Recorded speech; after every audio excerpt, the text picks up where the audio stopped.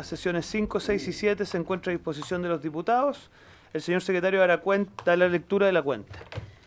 Señor presidente, se ha recibido un oficio número 695 de la Fiscal Nacional del Ministerio Público, señora Carmen Gloria Wintwer, por el cual responde requerimiento de esta subcomisión en orden a remitir información sobre el proyecto de persecución del tráfico portuario. Sí. Además, se ha recibido un oficio 815 del 2025 del Fiscal Nacional, mediante el cual informa sobre las estrategias que está implementando el Ministerio Público para combatir el incremento del ingreso y tráfico de drogas sintéticas al país, en particular fentanilo. Y finalmente se ha recibido un correo electrónico del Gabinete del Fiscal Nacional excusando su participación el día de hoy por encontrarse en cometido funcionario. Eso es todo cuanto puedo informar, señor presidente. Sí, gracias, secretario. La verdad que ofrezco la palabra respecto a la cuenta, colega Navelian. No, sí. Sí, por favor, secretario, si puede remitirlo a los WhatsApp para poder. De inmediato. Muchas gracias. De inmediato. Sí, Eso nomás, presidente. sí, gracias, colega. Bien, pues bueno, a ver, un poco ponernos en contexto lo que hemos intentado hacer en esta subcomisión en el pasado, en otros temas de interés y de repercusión pública, como fue en su minuto el sensible fallecimiento de 2 personas a la salida del Estadio Monumental, como lo comentábamos. Nosotros tratamos de hacer un plan de trabajo y a partir de ahí ir cooperando en que las cosas se hagan. En esa oportunidad, y podrá dar cuenta de eso el ministro Cordero, se hizo una cosa bien interesante con el registro del hincha y introdujimos algunas modificaciones a algunos proyectos de ley. Entonces, un poco la apuesta de este espacio, ministro y queridos invitados, es que ojalá todo lo que es, por decirlo así, la disputa política puede copar otras comisiones. Aquí lo que nos interesa es más bien ir logrando acuerdos o ir logrando conversaciones que nos permitan aportar en lo legislativo y en las otras atribuciones que podamos tener. Entonces, dicho eso, para efectos de lo que lo están viendo, esta sesión tiene por objeto analizar la situación carcelaria del país como parte de la estrategia del combate al crimen organizado, con especial énfasis de los últimos sucesos de fuga en los reos de alta peligrosidad de Valparaíso, Copiapó, La Serena y Temuco. Para tales efectos se ha invitado al ministro de Justicia y Derechos Humanos, señor Jaime Gajardo, a quien aprovecho de saludar, al director subrogante, director nacional de Gendarmería, señor Rubén Pérez Riquelme, a quien aprovecho también de saludar, y nos acompaña el coordinador del Observatorio de Crimen Organizado y Terrorismo de la Universidad Andrés Bello, señor Pablo Urquizar Muñoz, a quien también aprovecho de saludar. Concurren también asesores y equipos. Bien, solamente aportar a la conversación que después de la distrital, el interés de esta comisión es que hagamos una sesión sobre el tema crimen organizado y Fuerzas Armadas, así que vamos a remitirle una invitación ahí a los comandantes en jefe de las Fuerzas Armadas y también a la ministra de Defensa, que algo ya conversamos. Bien, colega Navelian. Muchas gracias, presidente. Solo un alcance.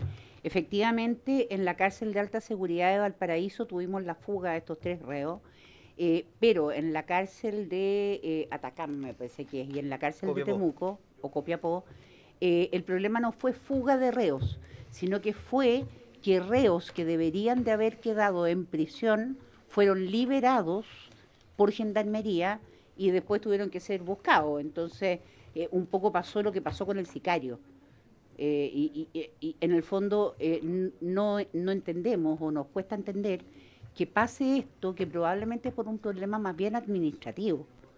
Entonces eso es el punto, presidente. Muy bien. Bueno, yo lo que le propongo, entiendo que usted tiene que ir a la Comisión de Defensa. No sé si, ministro, usted nos podría autorizar, saltándonos toda forma de protocolo, que el señor Urquizar pueda brevemente exponer lo que nos tiene que decir. Entiendo que hay un informe que ha estado haciendo en el tema carcelario.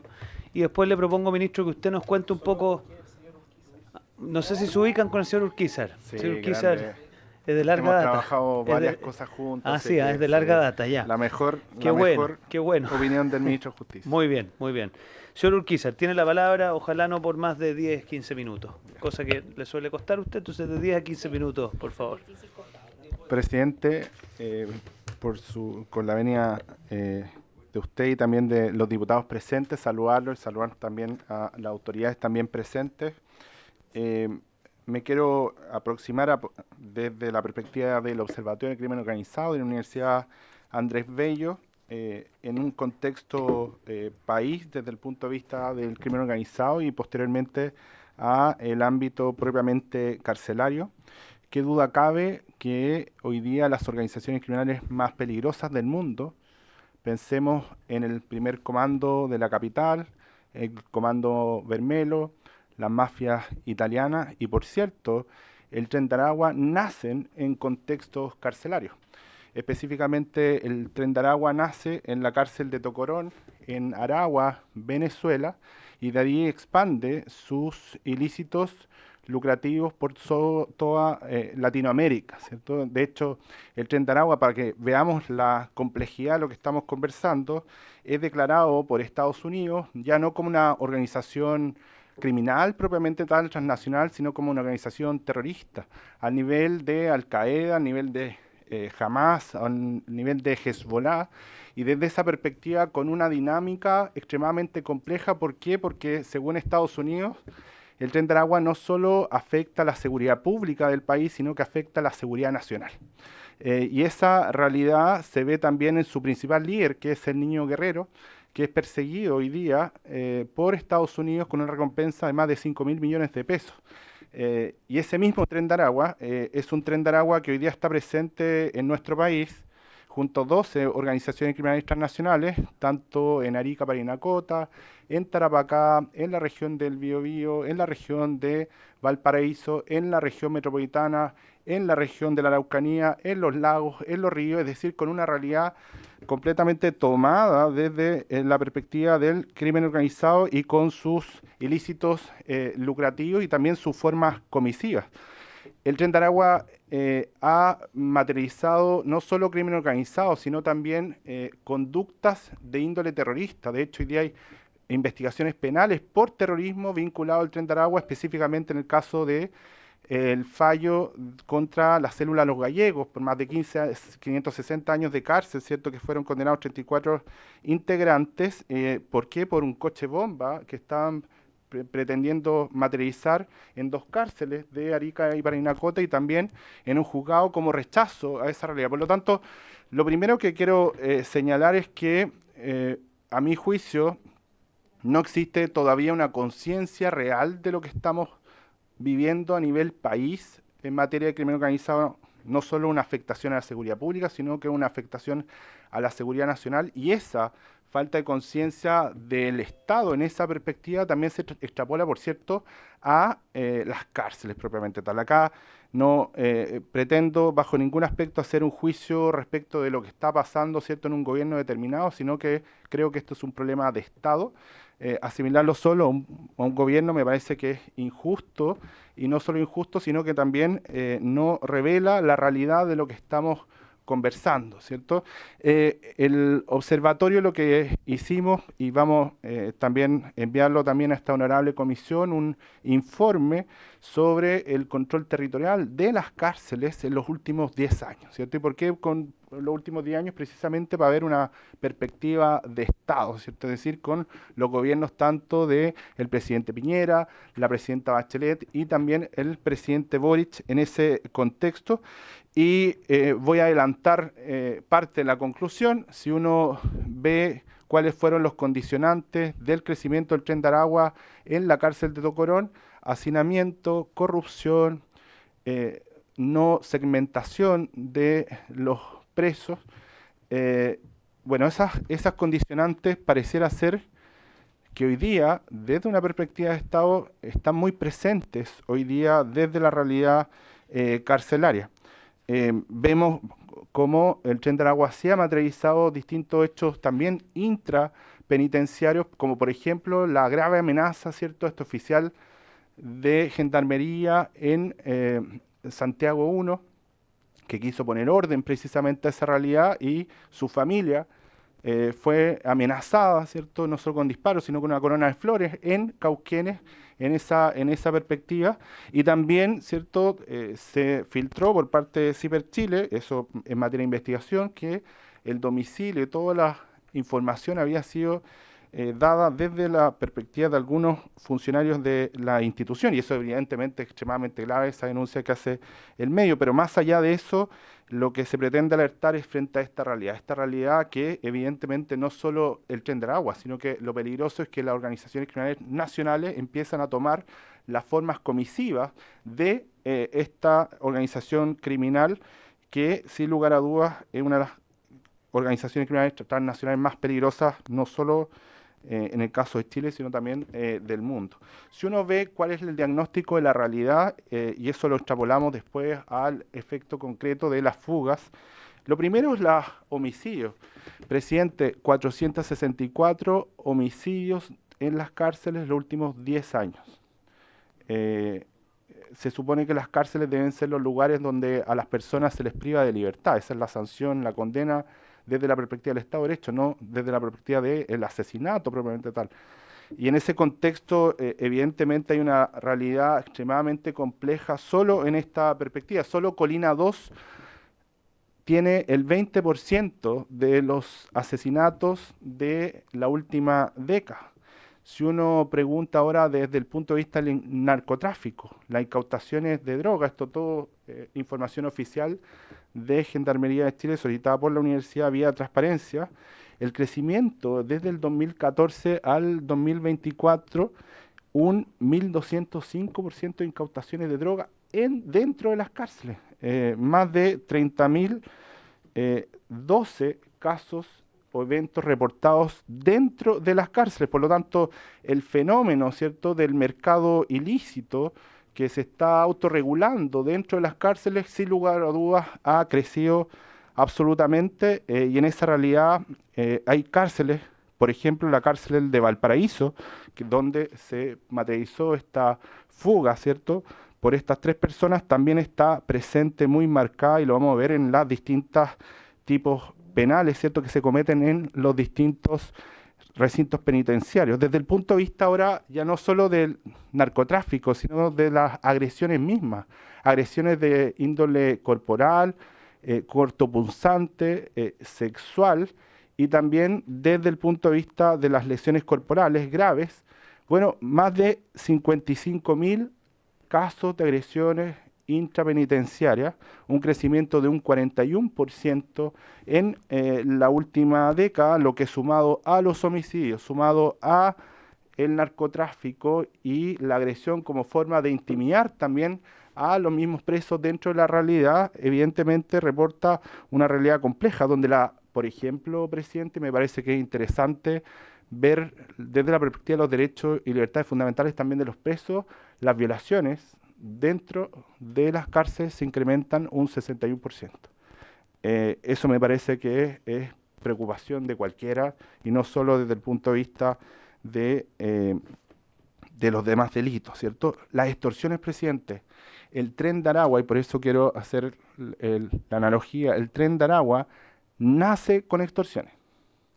Desde la extorsión empieza a proliferar los distintos ilícitos lucrativos, ¿cierto?, a través de la explotación sexual, el tráfico ilegal de migrantes, los secuestros, el narcotráfico y las distintas formas ilícitas. Pero la extorsión es la forma como empieza, que es lo que se denomina una especie de impuesto o sistema tributario ilegal intrapenitenciario. ¿Para qué decirlo afuera del país? Si uno analiza cuánto se incrementa la extorsión dentro de la cárcel en la última década, un 5.100%.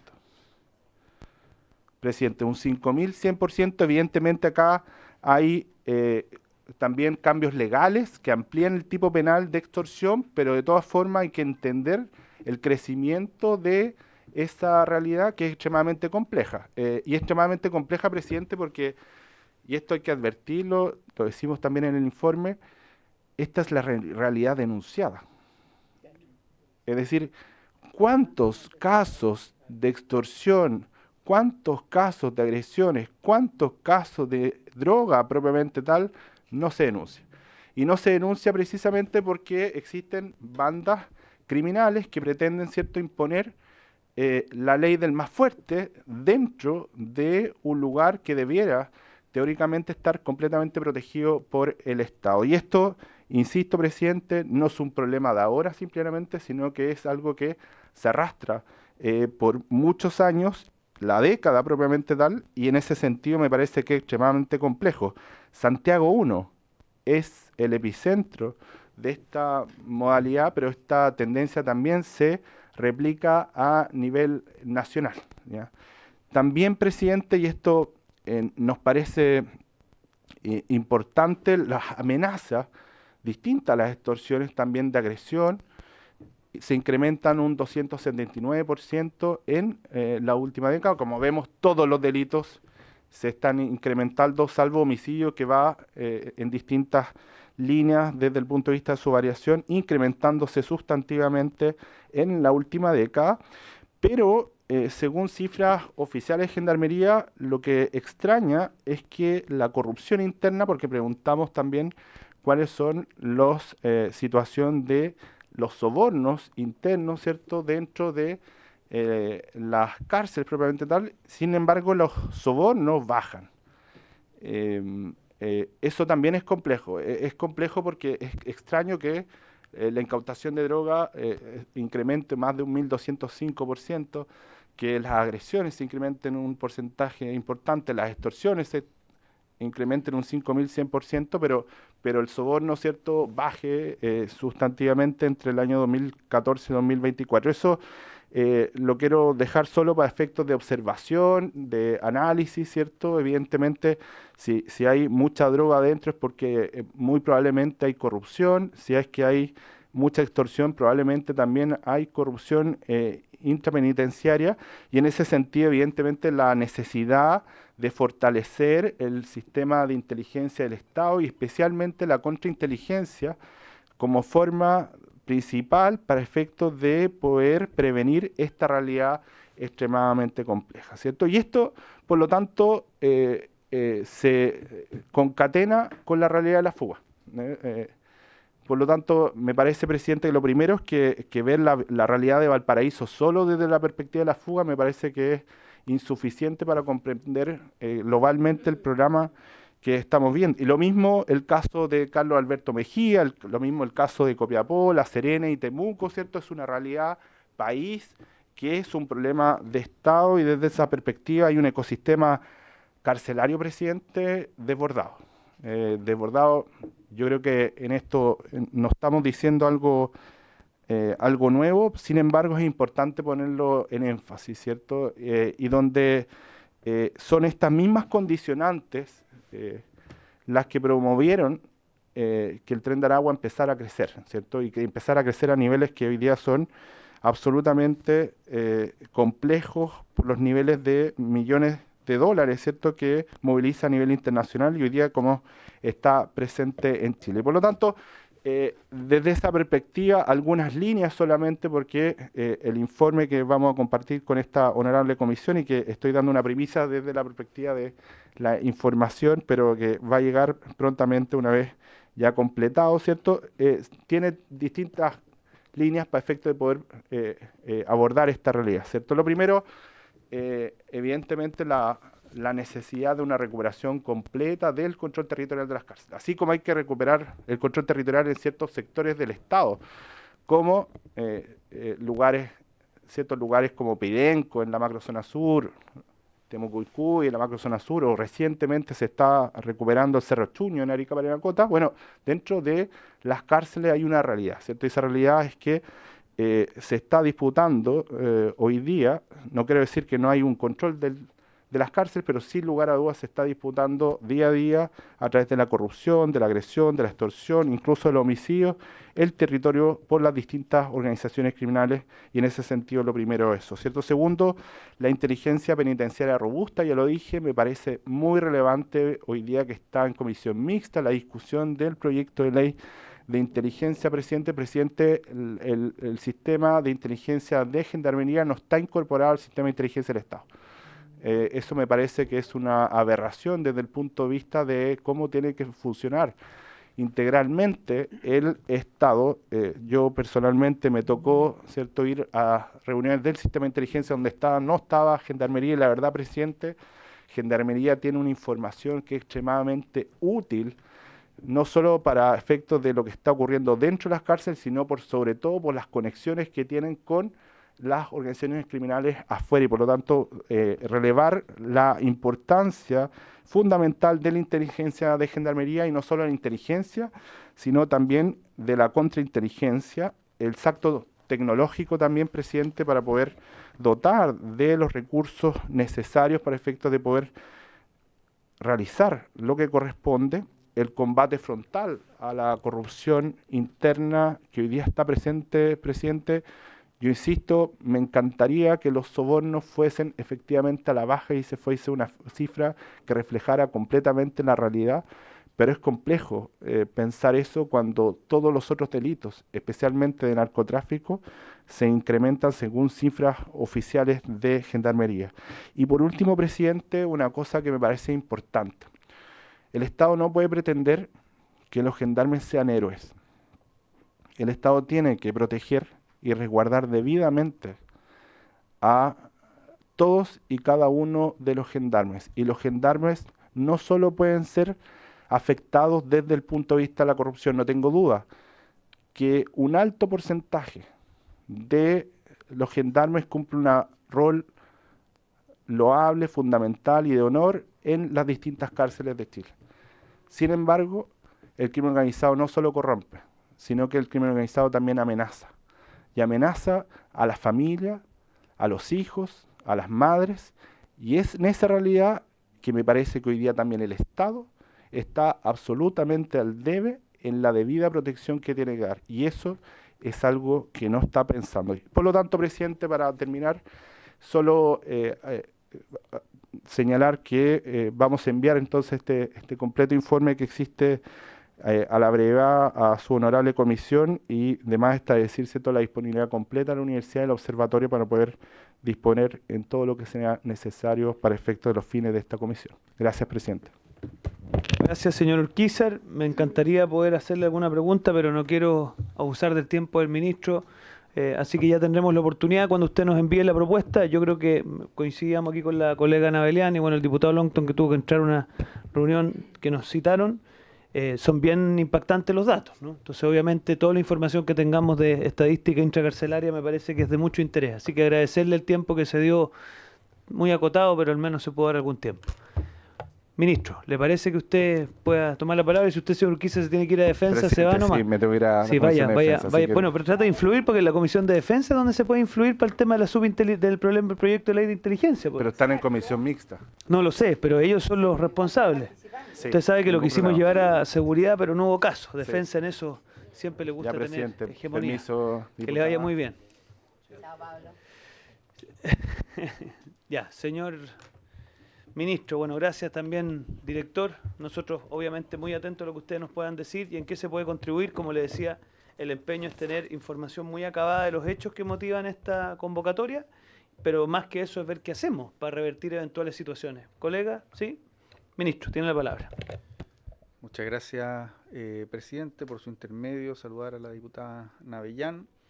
Y nosotros tenemos una presentación que está organizada, uno podría decir, en tres ámbitos. Primero, los antecedentes del actual sistema penitenciario, y eso es relevante para saber el estado de la situación, por así decirlo, en términos de población, funcionarios, etc.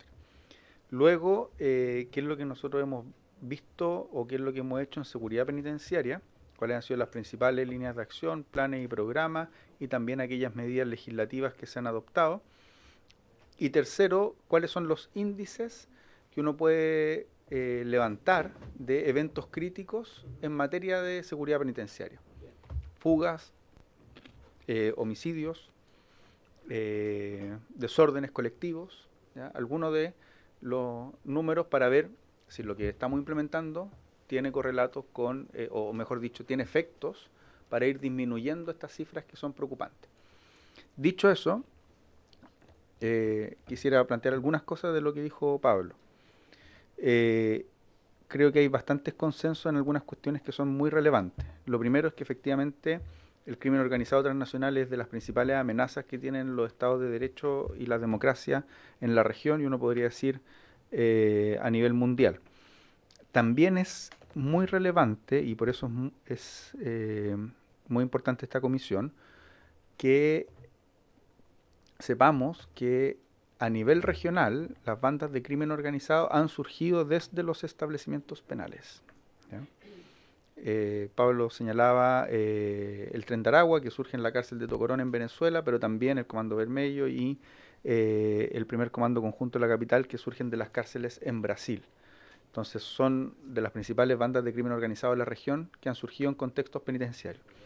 Y tal como él lo señaló, efectivamente hay factores que abonan el terreno para el surgimiento de estas bandas, sobre todo porque estas bandas no surgen en la última década, sino que, sobre todo en el caso brasileño, pudimos ver la evolución que ellas tuvieron desde los años 80 hasta la fecha. Entonces hay bastante literatura en el sentido de literatura especializada que da cuenta de los factores que abonan el terreno. Y Pablo señaló 3, uno podría decir que son al menos 5, pero efectivamente la sobrepoblación, la corrupción y la falta de segregación son elementos que abonan el terreno para el surgimiento de estas bandas, y es lo que ha ocurrido con el surgimiento. O sea, esto no es teórico, es algo que efectivamente ha ocurrido en la práctica en nuestra región, ¿ya?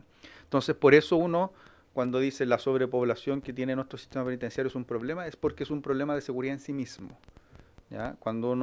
Porque eso, ¿qué es lo que implica? Que como efecto en cadena es que hace más compleja la segregación, y también abona posibilidades de que sea o genera posibilidades de corrupción. Instituciones fuertes es lo que se requiere en esta materia, y por eso las medidas que ustedes las van a ver ahí, que hemos tomado, van en ese sentido. Tratar de no tener sobrepoblación, tratar de tener mayores herramientas para combatir la corrupción y mejorar nuestras políticas de segregación y de reinserción social. Dicho eso, paso a la presentación. Todo esto a raíz, bueno, por último, todo esto a raíz de que la fuga en Valparaíso es un hecho grave, un hecho que no debería ocurrir, y hay que determinar muy bien qué es lo que pasó ahí para también ver qué medidas se toman, ¿ya? ¿Cuál es la situación de nuestro sistema penal? Actualmente el sistema penitenciario en sus 3 subsistemas atiende 155.000 personas privadas, o sea, 155.000 personas. ¿Cuáles son los 3 subsistemas? El sistema cerrado, el sistema semicerrado y el sistema abierto, ¿ya? En total suman 155.000 personas. La lámina que sigue podemos ver la evolución que ha tenido esto en los años, ¿ya? Entonces, también nosotros hemos utilizado los últimos 15 años para ver que esto es un problema, por así decirlo, o es algo que hay que ver en términos sistémicos, porque también coincidimos, la política penitenciaria tiene que ser una política de Estado, tiene que ser estable en el tiempo y tiene que, más allá de los matices que puedan tener los distintos gobiernos, tiene que ser algo que permita generar consenso de la dirección hacia la cual hay que llevarla.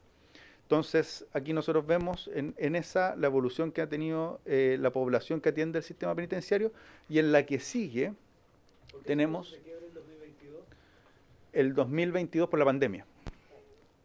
Aquí hay 2 quiebres que son relevantes. El 2010 por el incendio de San Miguel, que se aprobó un indulto general después del incendio de San Miguel, y por eso baja de manera considerable. Pero mira, en la siguiente se puede ver con mayor precisión. El incendio de San Miguel, que tenía 50 y tantas mil personas privadas de libertad, se genera el indulto general y medidas que hacen más flexible la libertad condicional, baja, la población penal se estabiliza en aproximadamente 40.000 personas privadas de libertad, vuelve a bajar con la pandemia, y nosotros recibimos el sistema penitenciario con 39.000 y fracción, casi 40.000 personas privadas de libertad, un 97% de ocupación, ¿ya? Y el salto que se pega es a 64.000 personas privadas de libertad, con una sobrepoblación de 40%. ¿Ya? Ese salto tiene múltiples explicaciones, desde penas más duras, mayor aplicación de la prisión preventiva, y esto también es relevante en el sentido de que uno, cuando tiene que ver el sistema de persecución penal, lo tiene que ver como sistema. Lo que uno hace en el ámbito de persecución penal tiene efecto en el sistema penitenciario y puede ser caldo cultivo de problemas mayores, ¿ya? Pero actualmente nosotros, como en el caso del Ministerio de Justicia, nos toca supervigilar la función de Gendarmería. Esto es con lo que nosotros tenemos que, de una u otra manera, trabajar, y las políticas que tenemos que implementar. Y las proyecciones que tenemos es que de aquí a 10 años más vamos a superar las 70.000 personas privadas de libertad. Entonces tenemos que preparar un sistema penitenciario que tenga esas capacidades, ¿ya? En la siguiente está la distribución por establecimientos penales, y entre establecimientos penales tradicionales y los concesionados. Y en la siguiente, bueno, hombres, mujeres también, está la distribución a nivel regional. ¿Ya? ¿Por qué esto es relevante? Porque tenemos un 140, ustedes ven en el gráfico o en la tabla que está a mano izquierda, es el total nacional, un 140% de ocupación, es decir, un 40,7% de sobrepoblación. Eso no está distribuido de forma igual en todo el país. Ya tenemos regiones en las que no hay sobrepoblación, que son 2 regiones del país, Tarapacá y Los Ríos, regiones en las que hay sobrepoblación, es decir, que hay más del 100% de ocupación, pero menos del 200% de ocupación, y regiones donde hay hacinamiento, que es sobre el 200%. Nosotros teníamos 2 regiones durante este año con hacinamiento, pero desde el poblamiento gradual de la nueva cárcel de Talca, del complejo regional del Maule, logramos sacar al Maule de hacinamiento y hoy por hoy tiene sobrepoblación. Eso debiera ir disminuyendo porque se está poblando gradualmente esa cárcel y una vez que se termine de poblar, Maule debería estar 112 por ahí, pero con una sobrepoblación mucho más controlada. Y en el caso de Atacama tenemos la construcción del complejo penitenciario del Arenal, que está en fase de licitación. Esperamos que podamos adjudicar la licitación durante el próximo mes y con eso iniciar el proceso de construcción de la cárcel para resolver la situación de Atacama. ¿Ya? Pero esa es la distribución de la población a nivel nacional. Si seguimos, esta es la dotación de funcionarios de Gendarmería. ¿Y esto por qué es relevante? Porque uno hace la relación inmediata. Si tenemos 20.000 funcionarios, 60.000 personas privadas de libertad, pero 158.000 que atiende Gendarmería, efectivamente ve que la dotación tiene que ir complementándose conforme uno va ampliando el sistema penitenciario. ¿Ya? En los proyectos que nosotros tenemos, está al final de la presentación el Plan Maestro de Infraestructura Penitenciaria. En ese plan las dotaciones se van complementando a medida que se van ampliando los establecimientos y construyendo nuevas cárceles. En la que sigue, ¿cuáles son las acciones prioritarias que hemos tomado nosotros para enfrentar la situación penitenciaria? Primero que todo, diversas iniciativas de carácter legislativo y reglamentaria, una inversión cuantiosa en tecnología, algo que señalaba, por ejemplo, Pablo Urquizar en su presentación, que es relevante, inhibición de aparatos electrónicos, cámaras de vigilancia, cámaras corporales, escáneres para el ingreso de los establecimientos penales, drones, sistemas antidrones, incorporación progresiva de identificación electrónica, aumenta de flota de vehículos blindados. También participación activa del Ministerio en la política del Plan Nacional contra el Crimen Organizado. Esto ha sido bien significativo porque efectivamente cuando uno de los supuestos que compartimos es que lamentablemente en la última década, en los últimos 15 años, el sistema penitenciario no ha tenido la relevancia que debería tener para las políticas del Estado. De hecho, una prueba de ello es que nosotros cuando asumimos el gobierno, en la Comisión Coordinadora del Sistema de Justicia Penal, Gendarmería era el invitado, ni siquiera por ley era parte del sistema de coordinación de justicia penal, se incluyó en la última reforma que se hizo, pero así en distintos aspectos, en distintas mesas, y lo que hemos sugerido es que se hagan las reformas administrativas y legislativas, cosa de que Gendarmería forme parte del sistema completo porque no puede estar ajeno. Creación de un equipo de tarea para combatir el crimen organizado en el sistema penitenciario, en la lógica de fortalecer la institución para combatir la corrupción, presencia creciente de personal de inteligencia en los penales de mayor complejidad, cooperación internacional. Esto es muy, muy importante. La cooperación internacional es clave para que los sistemas penitenciarios de la región puedan fortalecerse, porque son sistemas penitenciarios que tienen que actuar en conjunto, ¿ya? Lo que ocurre en la cárcel de La Picota, que es la cárcel donde están hoy por hoy los extraditables de Colombia, donde nosotros tenemos 2 sujetos de interés, es fundamental las labores de inteligencia que se hagan en esa cárcel. ¿Quién va a visitar a esta persona? ¿Qué contactos tuvo? ¿Qué rutinas tenía para el momento en que esa persona llegue a nuestro sistema penitenciario y nosotros tengamos un perfil de esa persona? Entonces la cooperación internacional de los sistemas penitenciarios es muy relevante. Por eso también ha sido una de las acciones que nosotros hemos fortalecido en durante estos 3 años y medio. Infraestructura penitenciaria, ¿para qué decir? La sobrepoblación es un problema en sí mismo y por lo mismo hay que tener un plan robusto de construcción de cárceles, incorporación de proyectos de seguridad penitenciaria por parte de los gobiernos regionales. Efectivamente también los gobiernos regionales son claves para mejorar la infraestructura y mejorar los distintos aspectos de seguridad penitenciaria.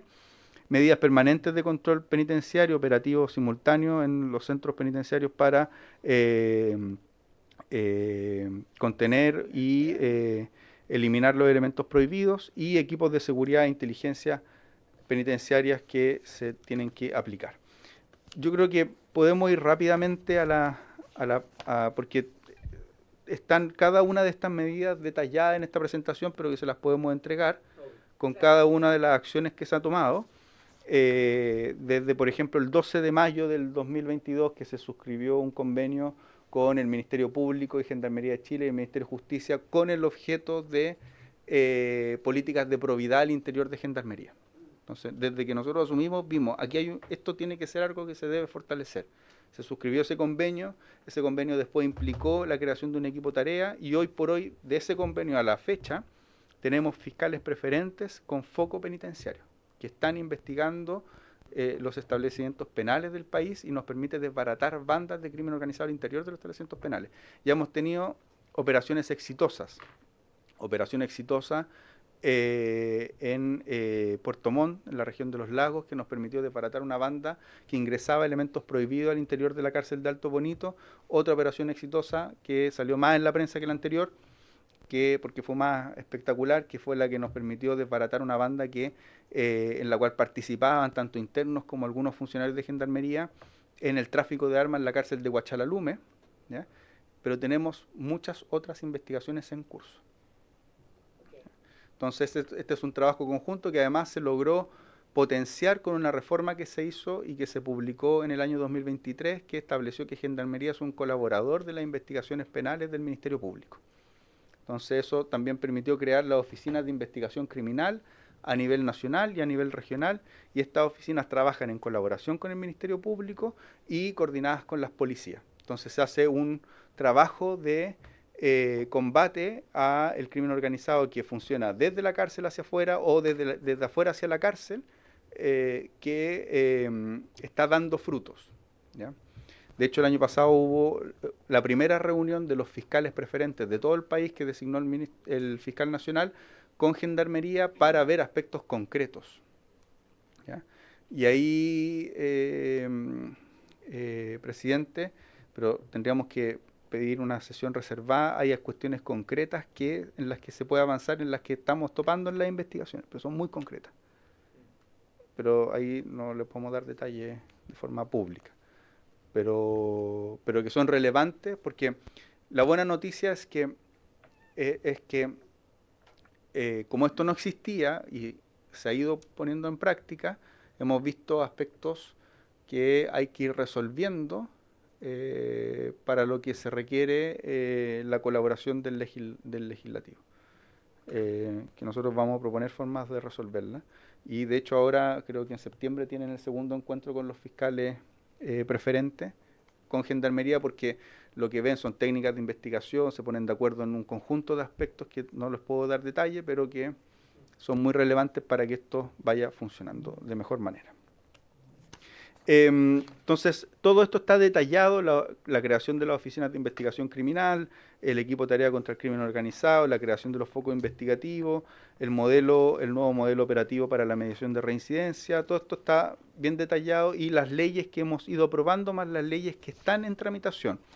Y aquí quisiera decir que hay 3 leyes que son muy relevantes, que están en tramitación y que esperamos que prontamente se puedan transformar en ley. Una es que ya se aprobó en esta Cámara, que es la que nos permite construir cárceles más rápido, porque nos permite disminuir los plazos, y el día de mañana se vota en general en la sala del Senado. Esperamos que eso prontamente pueda ser ley. Y luego hay otro proyecto que va a ser muy importante, que se está discutiendo en particular en el Senado, que nosotros presentamos el año pasado, y que debería venir a la Cámara para el segundo trámite, que es el que crea el Departamento de Seguridad Especial de Gendarmería. Ese proyecto está en el Senado, estamos discutiendo en particular, una vez que esperamos que se pueda, el compromiso de la Comisión de Constitución es sacarlo lo más rápido posible, y una vez que venga a la Cámara también esperamos que pueda ser despachado rápidamente, obviamente un proyecto muy importante que hace 3 cosas. Crea este Departamento de Seguridad Especial, que es el que gestiona el sistema de máxima seguridad para segregar a los líderes de las bandas de crimen organizado. Nosotros hemos generado un sistema de máxima seguridad a través de regulación interna de Gendarmería. Pero ¿cuáles han sido los problemas de ese sistema por regulación interna de Gendarmería? En que la acción de ese sistema se judicializa. Para poner un ejemplo, yo creo que ustedes se acuerdan, tiene un régimen que es muy estricto, donde por ejemplo no se permiten visitas con contacto directo, pero no sé si se acuerdan, el año pasado, en el verano del año pasado, un juez de garantía le dio visitas con contacto directo y visitas telemáticas, incluso a uno de los que teníamos en máxima seguridad, y hubo una discusión judicial respecto a eso. Entonces, para que ese tipo de cosas no ocurran, se regula el régimen en la ley. Entonces se regula que van a tener solo 2 horas de patio en la ley, se regula que los contactos en máxima seguridad solo son a través de locutorio, sin contacto directo con la otra persona, se regula que no se pueden ingresar ningún tipo de encomienda al interior de máxima seguridad. Entonces hay una regulación específica del régimen. Pero además se establece orgánicamente este Departamento de Seguridad Especial y los requisitos que tienen que tener los funcionarios de Gendarmería para que formen parte de ese Departamento de Seguridad Especial, y como corresponde se le establece una asignación especial a esos funcionarios. Asimismo, se regulan todas las medidas de secreto de funcionamiento de ese Departamento de Seguridad Especial para el sistema de máxima seguridad. Entonces es un proyecto muy importante que esperamos se pueda aprobar prontamente y que se empiece a implementar, porque solo para abundar un poco sobre ese tema. Este es un proyecto que nosotros creamos gracias a la colaboración internacional, en particular a la asistencia técnica que tuvimos del Programa para Combatir el Crimen Organizado Transnacional de la Unión Europea. Lo creamos con especialistas del sistema de seguridad penitenciaria español y italiano, y de hecho el régimen que se está regulando en la ley es muy parecido a el famoso 41 bis de la legislación italiana, ¿ya? Y eso es lo que se está discutiendo hoy día en el Senado. Y por último hay otros proyectos que son relevantes, pero ya lo ha aprobado esta Cámara, por ejemplo el que establece que no se puedan o que se tipifica como delito el lanzamiento de elementos prohibidos al interior de las cárceles, etcétera. Pero esos podríamos decir son los principales que se han regulado. Asimismo hemos avanzado por la vía administrativa con todas esas medidas que están ahí. Para que ustedes vean, tenemos en esta presentación toda la inversión que se ha realizado en los últimos años, que ha sido una inversión cuantiosa en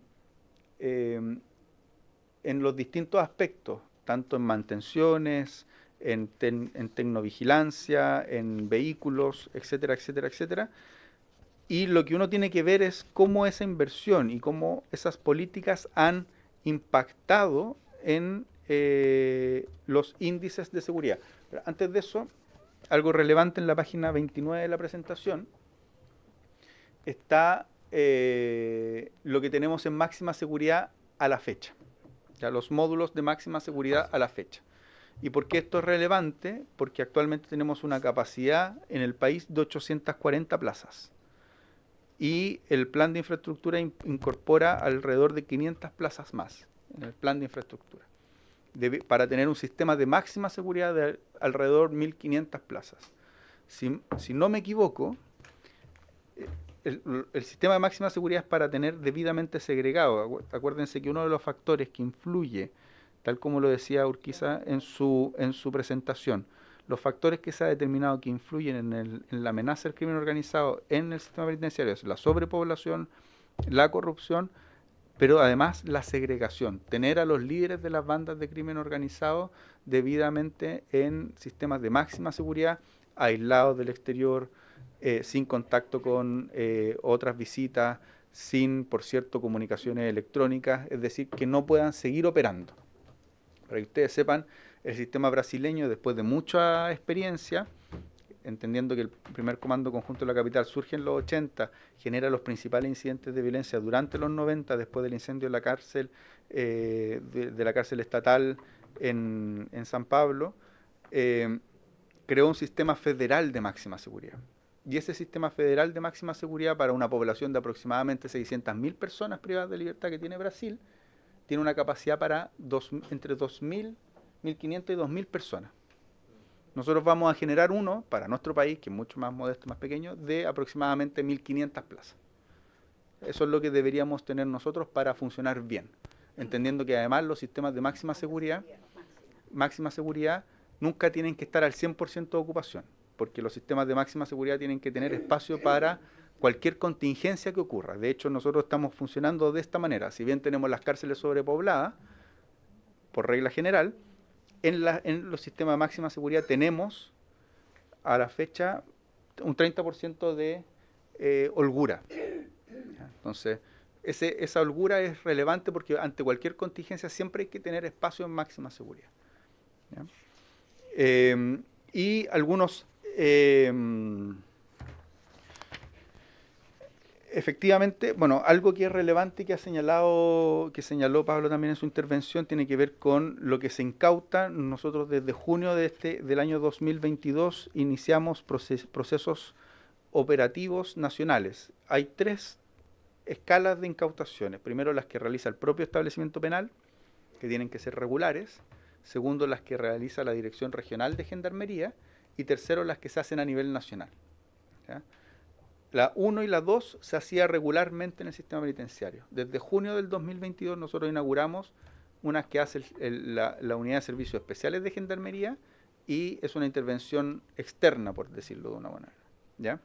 Y esas incautaciones ya se han realizado más de una por mes, 65 del 2022 a el 2025, y ha permitido incautar una gran cantidad de elementos prohibidos. Porque lamentablemente una de las cosas que ocurre es que las incautaciones que hace el propio establecimiento penal muchas veces no son tan exitosas. Claro, o sea, lo demuestra claramente. Por distintas razones, ¿ya? Que también podríamos conversarlo de manera más reservada.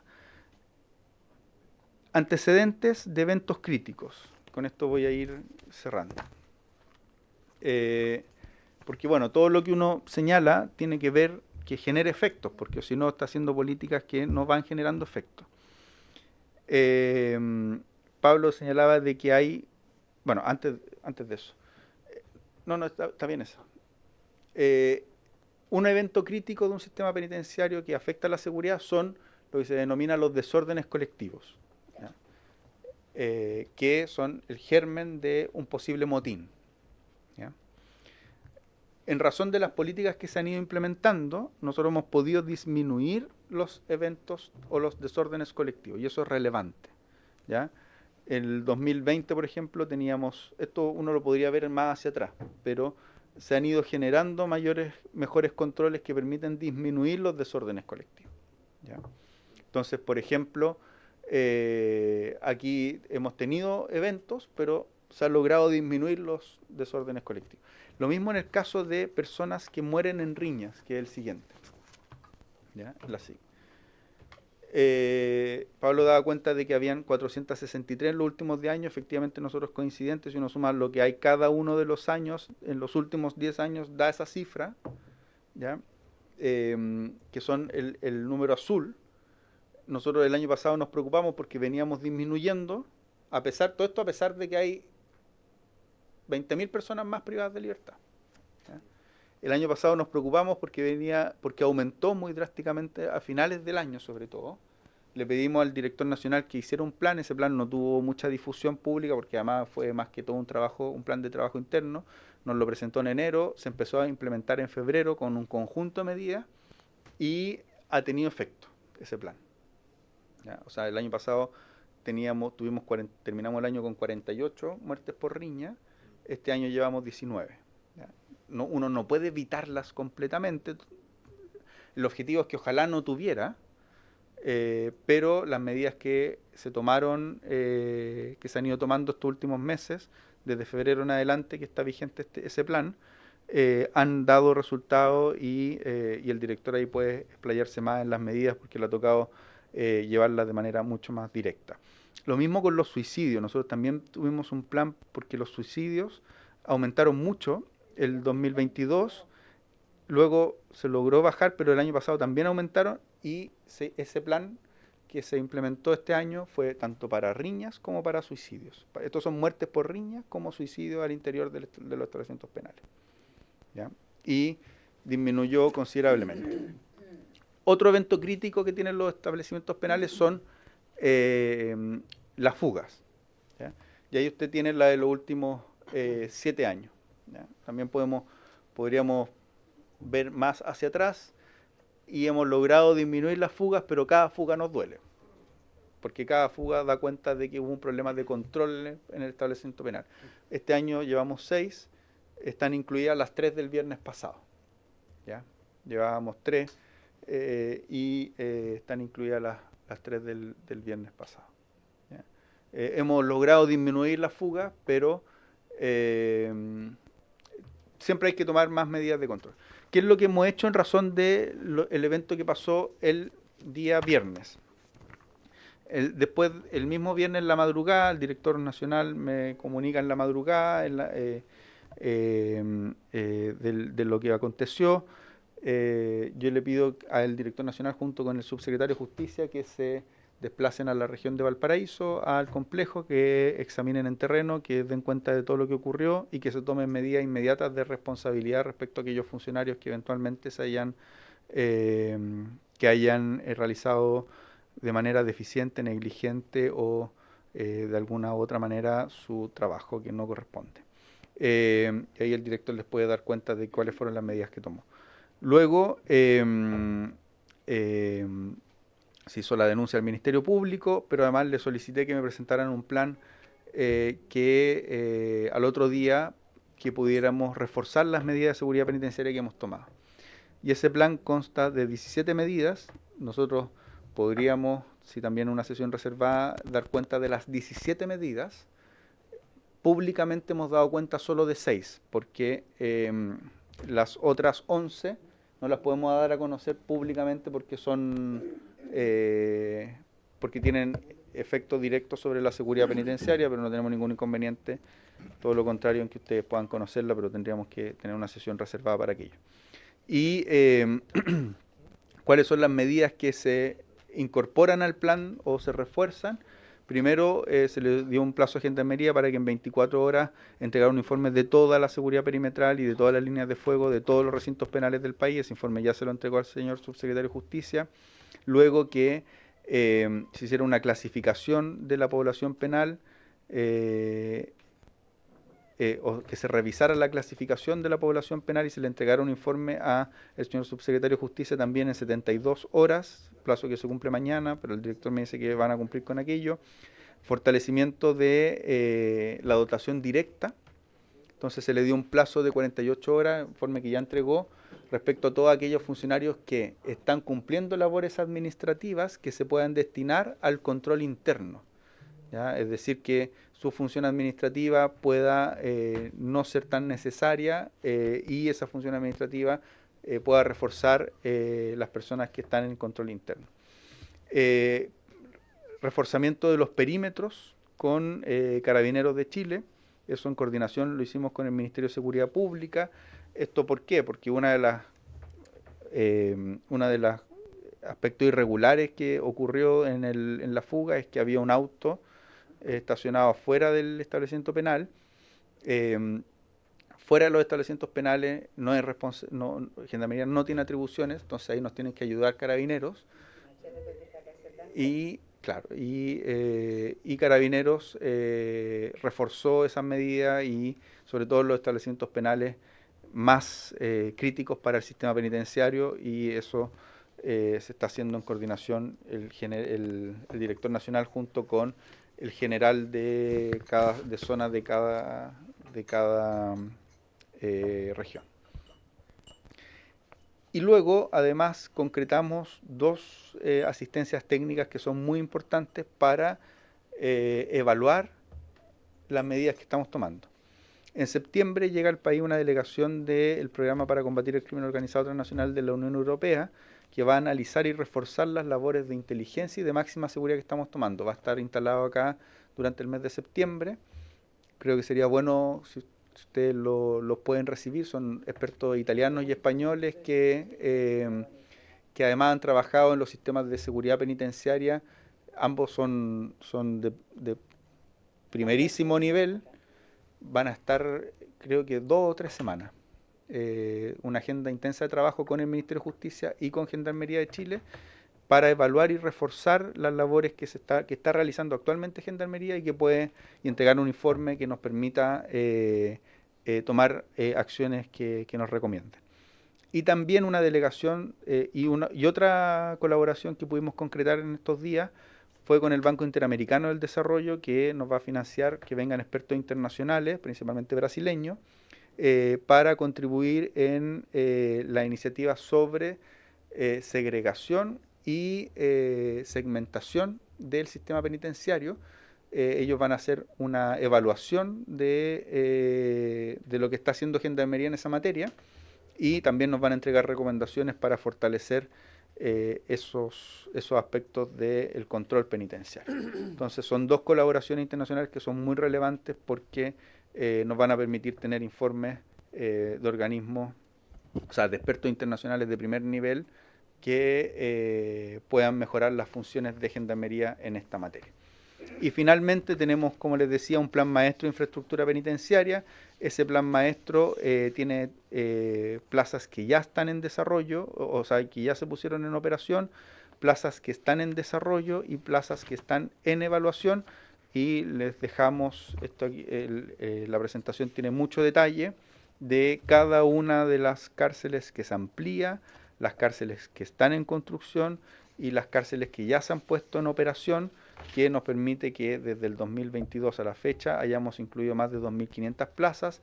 Vamos a incorporar 2.500 plazas más de aquí al término del gobierno, es decir, 5.000 plazas durante nuestra gestión, pero además van a quedar 10.000 plazas en desarrollo y hay 15.000 plazas más que están en evaluación. En total, el plan maestro incorpora 30.000 plazas al sistema penitenciario, de las cuales 15.000 se encuentran con financiamiento y 15.000 en evaluación, 15.000 con financiamiento y en desarrollo, es decir, bases de licitación en la Contraloría, procesos de licitación en curso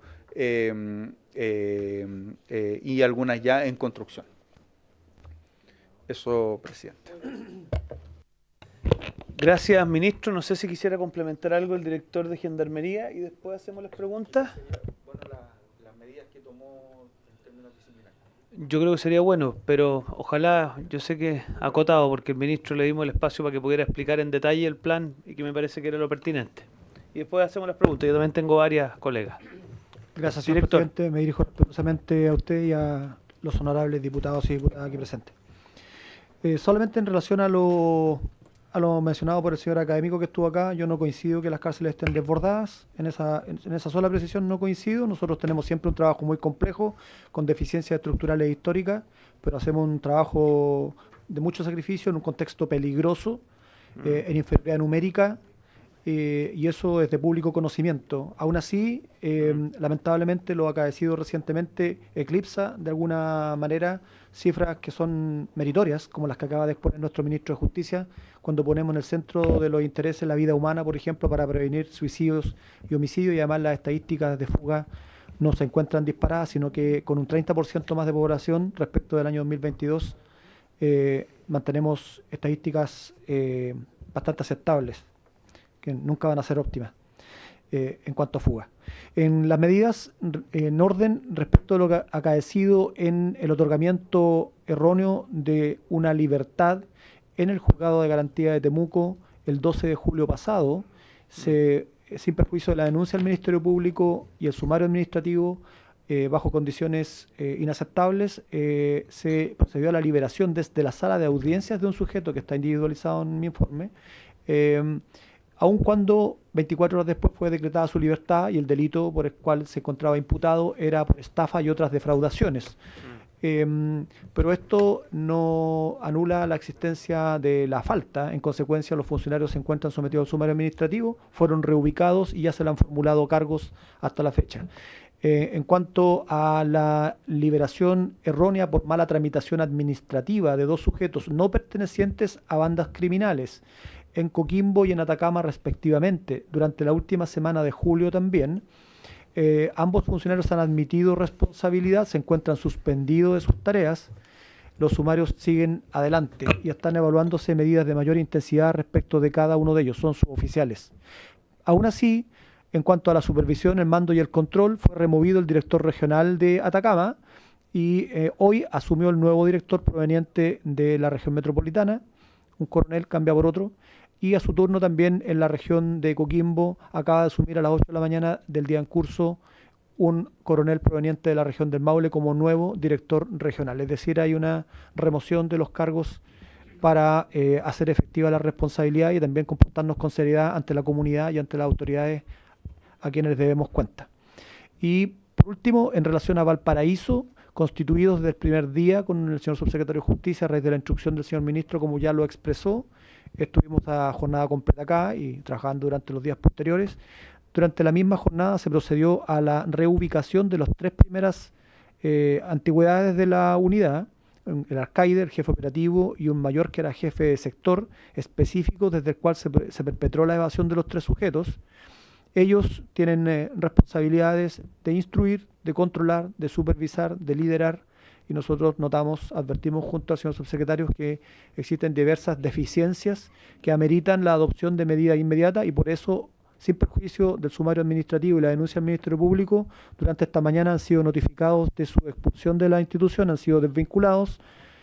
La jefatura de la unidad, como lo indicaba el señor presidente, fueron desvinculados hoy en la mañana de la institución, sin perjuicio de haber sido reubicados el viernes pasado. Y además de esos 3 señores suboficiales, han sido desvinculados otros 2 suboficiales que tenían a cargo tareas específicas de control en las áreas desde las cuales los sujetos se desencierran, cortan barrotes y premunidos de una gama indeterminada de algunos objetos, logran en definitiva con apoyo externo evadirse del recinto. Muchas gracias, señor presidente. Muy bien, pues muchas gracias. No sé si alguno de los colegas tiene alguna pregunta. Colega Navelian, colega Longston, tiene la palabra. Presidente. Colega. Voy a tratar de ser lo más breve posible. Son varias preguntas en realidad, pero voy a tratar de ser bien breve.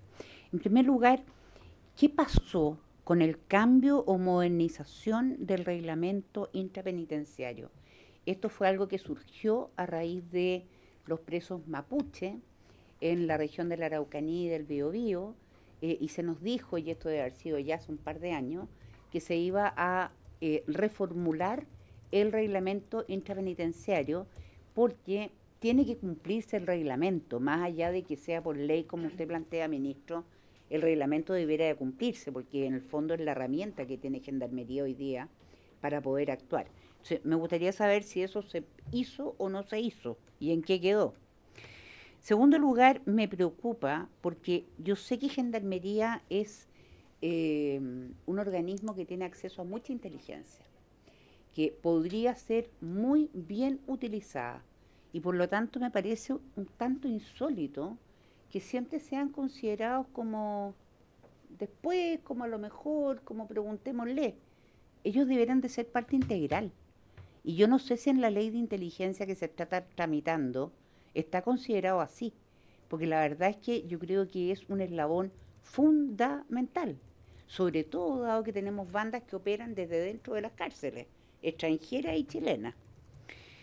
Me preocupa también el estado de los gendarmes, porque queramos o no, aquí hay corrupción. Y la corrupción se produce en buena medida cuando las lucas no alcanzan. Parte así por lo menos. Y me preocupa el estado de la planta de Gendarmería, porque es una planta que ya vimos, chica. O sea, aquí tenemos que aumentar la cantidad de gendarmes, porque son pocos para la cantidad de presos que tenemos. Pero además, no hay mucho tiraje que digamos en esta planta. Y eso me preocupa porque, bueno, permanentemente los gremios están quejándose de que no hay tiraje, de que En el fondo pueden seguir como suboficiales hasta el momento jubilar. Ese tema me preocupa, no sé cuán cierto es, pero me preocupa.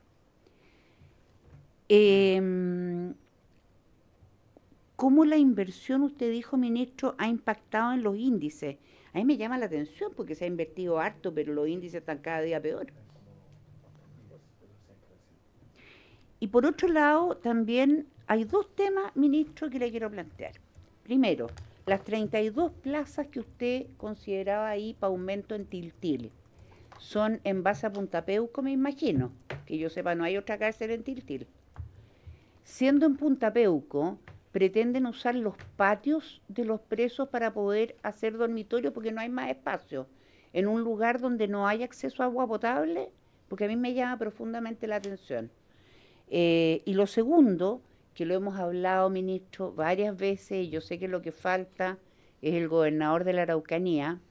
En la Araucanía, en Trayén, que es mi pueblo, tenemos una manzana completa de gendarmería, que está en perfectas condiciones de solidez, que claro, hay que ponerle ventanas, en fin, todo lo que ustedes quieran, pero que en la práctica, con una inversión que no debiera de ser tan gigante, podríamos tenerlo, como habíamos hablado, ministro, como escuela de especialidades. Y necesitamos agilizar eso con el gobernador de la Araucanía, que se ha corrido como un pescado mojado, pero hay que ver para agilizar ese tema. Eso es. Igual se mueve.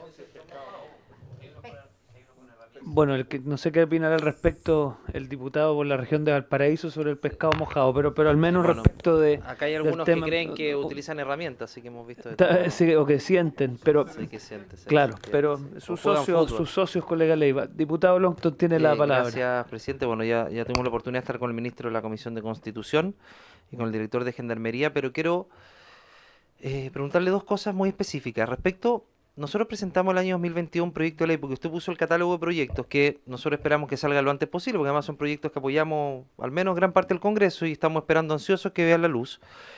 El proyecto de ley que tiene que ver con castigar penalmente la fuga. En Chile no tiene sanción penal la fuga. Hay una sanción que es...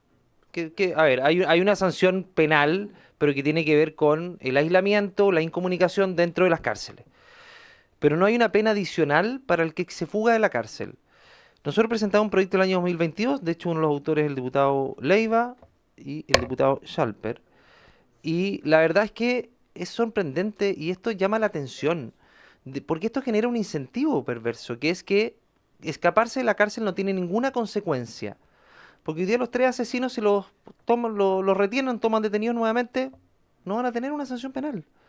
Entonces la verdad es que es francamente sorprendente para el país que a estas alturas no tengamos una sanción penal asociada a la fuga. Yo le pido, ministro, por su intermedio, presidente, que evalúe poner la urgencia necesaria a un proyecto que además hace mucho sentido y que probablemente no va a evitar las fugas, pero sí menos va a haber una consecuencia respecto a aquello que lamentablemente muchas veces termina con estos delincuentes cometiendo nuevos delitos.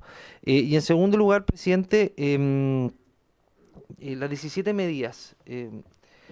A mí me llama la atención dos cosas. Primero, de que no hay un monitoreo constante de las medidas de seguridad, o si las hay, que nos diga cuáles son, porque si usted pide 17 medidas, entre las cuales están verificar la segmentación de las cárceles en Chile, fortalecimiento de la dotación de funcionarios. Uno esperaría que ya al tercer año y medio de gobierno, el gobierno supiera que hay funcionarios, o sea, que hay cárceles que tienen menos dotación de funcionarios, y la cárcel de Valparaíso es una de ellas. Por lo tanto, ¿cuál es el plan de trabajo más allá de que Gendarmería le informe que hay baja dotación de gendarmes, más allá del fenómeno de la corrupción y el fenómeno y las responsabilidades que obviamente tienen que hacerse valer? ¿Qué ocurre con esa dotación? ¿De dónde la vamos a sacar? ¿De dónde se van a formar? ¿Y por qué recién ahora se está abordando esto, siendo que esto es un problema estructural de las cárceles? Yo hablo por las cárceles de la región de Valparaíso, pero es un problema estructural. Entonces, cuando uno ve que estas comisiones se repiten, uno dice, bueno, ¿y dónde está la acción? Más allá del diagnóstico, que yo creo que el diagnóstico está bastante claro. Y lo otro tiene que ver con las medidas de tecnología. ¿Cuánta inversión o cuánto se ha invertido y se va a invertir en medidas que tengan que ver con modernizar la tecnología de las cárceles para que estas cosas no sucedan, más allá del capital humano que tiene que estar y tiene que estar atento para efectos que no sucedan. Pero lo de la cárcel de Valparaíso revela, pareciera ser, de que la tecnología y la innovación no está siendo utilizada como corresponde. Y lo último, presidente, si hay un plan especial para abordar la crisis carcelaria, al menos en la región de Valparaíso, bueno, todo Chile, pero acá tenemos cárceles con las más altas tasas de sobrepoblación, que estamos llegando a casi el 200%. Y la verdad es que yo veo con poco optimismo que terminándose este gobierno hayan pocos proyectos en vías a construir nuevas cárceles, más allá de las mejores propias de los recintos penales. Pero la construcción de nuevas cárceles pareciera ser algo que, al menos durante estos 3 años, está bastante al debe. Eso, gracias, presidente. Sí. Sí, está bien. Yo solo algunas preguntas finales. A ver, yo creo que entiendo por su intermedio, digamos, al ministro, al director de Gendarmería, que quizás las cifras ahí haya alguna asimetría con lo que ha dicho el señor Urquizar, pero yo creo que es bien importante que eso sinceremos los datos, ¿ah? O sea, yo creo que en eso no, digamos, cuáles son efectivamente, porque lo que dijo el señor Urquizar a mí me parece bien preocupante desde todo punto de vista y me da la impresión que hay cierta asimetría con lo que usted aquí expuso, ministro, ¿ah? ¿Es coincidente ya? Bueno, si es así sería bueno, pero obviamente cuando el señor Urquizar habla, cuando habla que hemos tenido un 5.100% de incremento en las extorsiones dentro de la cárcel, o sea, eso es un dato duro. ¿Se fija? Entonces yo creo que va a ser importante, porque yo al menos creo que no hay nada peor que no tener los mismos diagnósticos. Ya lo tuvimos en alguna oportunidad en la Comisión de Seguridad a propósito de otro tema, y eso es un error conceptual. Los diagnósticos no son culpa de nadie exclusivamente, todos tendrán algún tipo de tarea. Entonces yo creo que ahí hay un desafío, ministro, de ponernos de acuerdo en las cifras. Yo la verdad que quisiera hacer algunas preguntas de la siguiente naturaleza.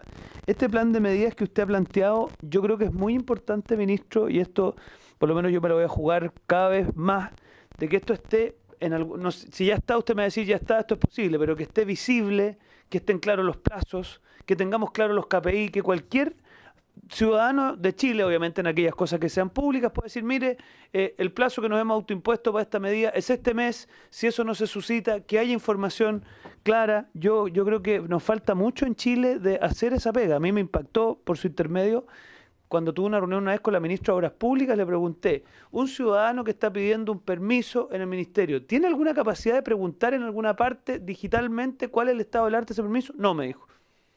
No. O sea, tiene que venir aquí, entrevistarse con alguien, pero es un desastre. Entonces, nosotros tenemos que ir buscando, me parece a mí, por transparencia y también por exigirnos control de gestión, el que todo esto que usted está expuesto esté público y lo podamos ir viendo. Después, yo no sé si le escuché el tema de los inhibidores de señal. Para mí eso es un tema central. Entiendo que algo tocó. Yo por lo menos considero que es muy importante.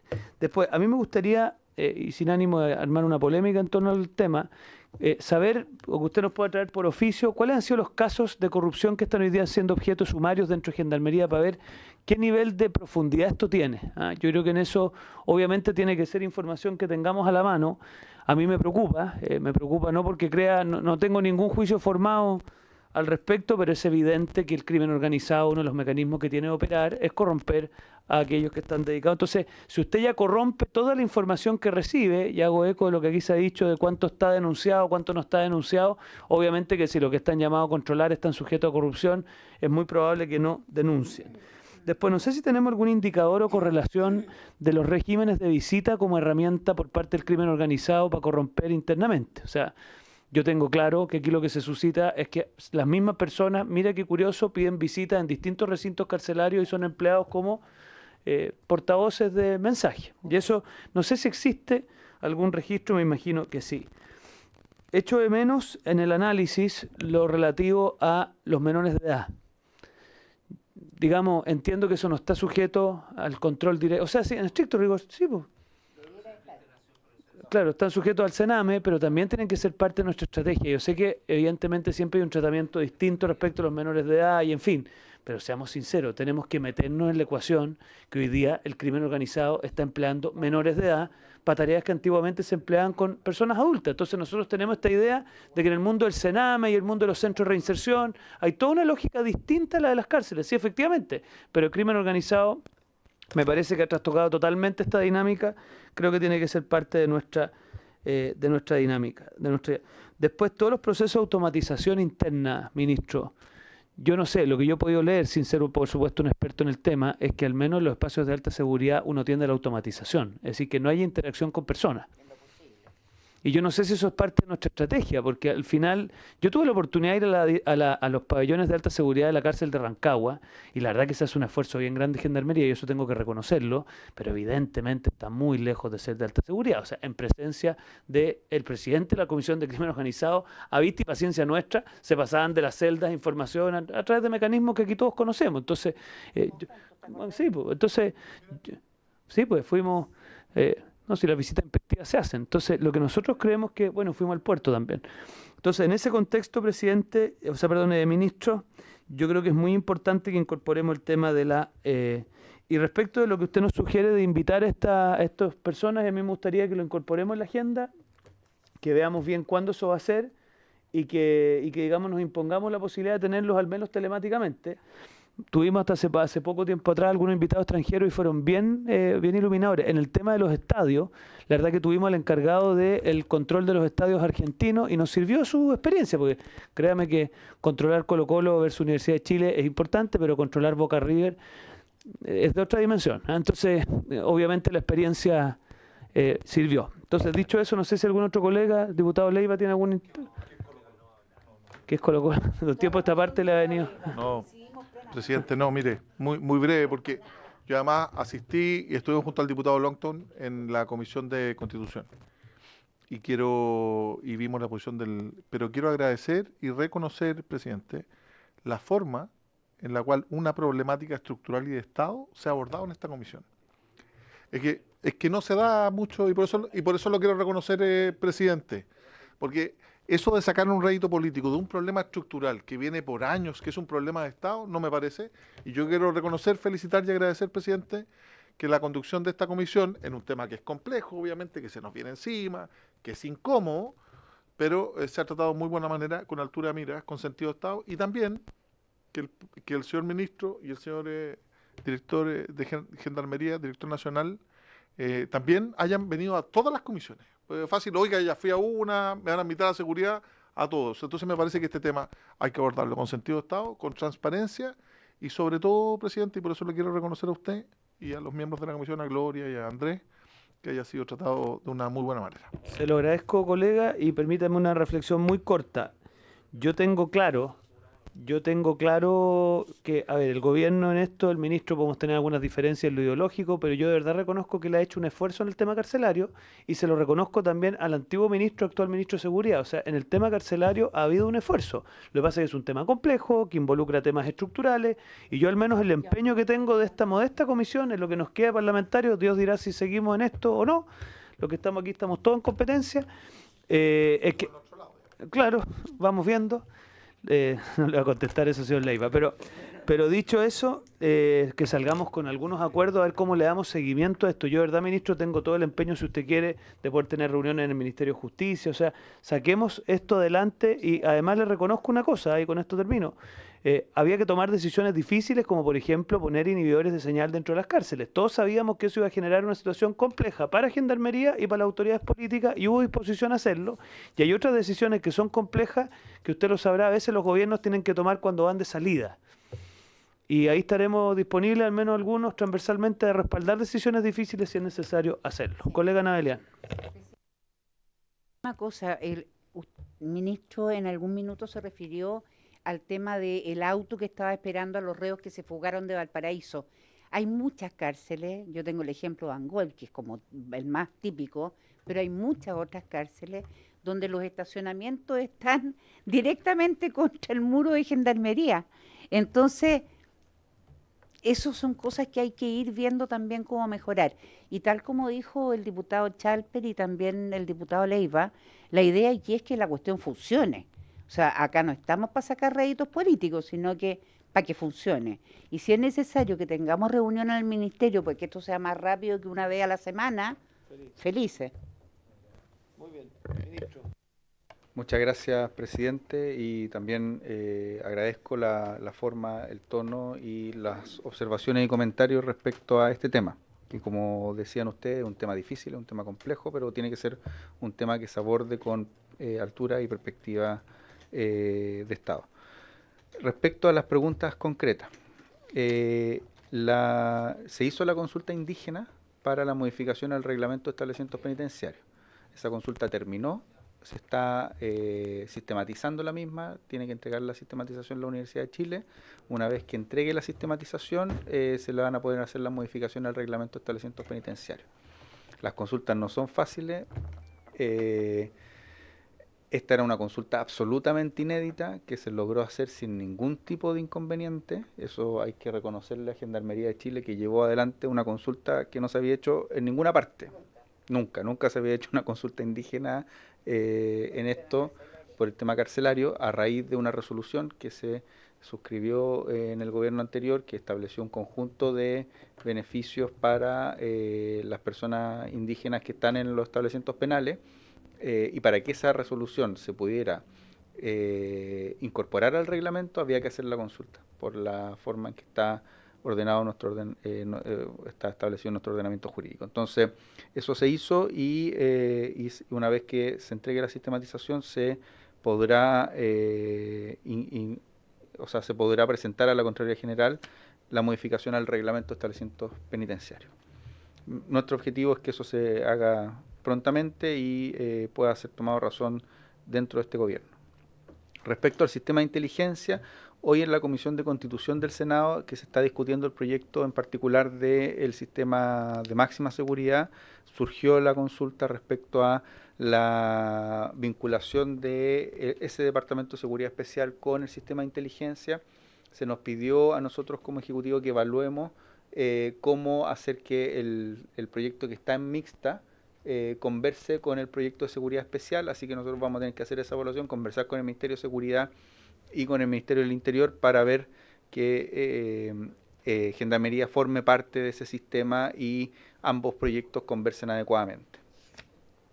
Respecto al estado de los gendarmes, efectivamente nosotros también hemos tenido una preocupación por la función penitenciaria. Para ello ustedes han aprobado ya en 2 leyes de reajuste modificaciones a las plantas de gendarmería, que nos permite que haya, como usted señaló, tiraje en la chimenea o haya descongelamiento de las plantas. Hay un proyecto que ustedes acaban de aprobar en primer trámite con incentivos también para los funcionarios de gendarmería, y efectivamente la dotación es uno de los aspectos clave que en el plan de infraestructura penitenciaria, en cada una de las ampliaciones y nuevas cárceles están contempladas las dotaciones para esas ampliaciones. La escuela de gendarmería, efectivamente no hemos podido concretar lo de Traiguén. Yo se lo encargué al señor subsecretario, entiendo que ha estado en conversaciones con usted. Pero si el problema aquí y voy a retomar eso yo personalmente. Diputado, las preguntas del diputado Longton. Una precisión. Las ampliaciones de cárceles hay muchas que están en construcción. Pero las ampliaciones de cárceles son relevantes porque muchas de ellas se amplía en lo que uno podría decir son más de 600 plazas. O sea, son ampliaciones relevantes, no son ampliaciones pequeñas. De hecho, la ampliación de Santiago 1 son 1.500 plazas. La ampliación está en el detalle que yo le entrego. La ampliación de Antofagasta, que es la que está más adelantada, la densificación ya está lista, son 300 plazas si no me equivoco, y la ampliación son 600, es decir, hablamos de 900 plazas más. Y así a lo largo del país. Muchas de ellas para el 2026 se van a concretar, otras 2027, es decir, un horizonte muy cercano. Y las 2 cárceles grandes que nosotros estamos construyendo, iniciando los procesos, iniciando y en avanzados procesos, es la del Arenal, que se encontraba absolutamente paralizada su licitación. De hecho, ni siquiera tenía los recursos relevantes cuando nosotros asumimos como gobierno para aquello. Y ya se incorporó al Sistema Nacional de Inversiones, se hicieron todos los aspectos para que se incorporara al sistema de concesiones.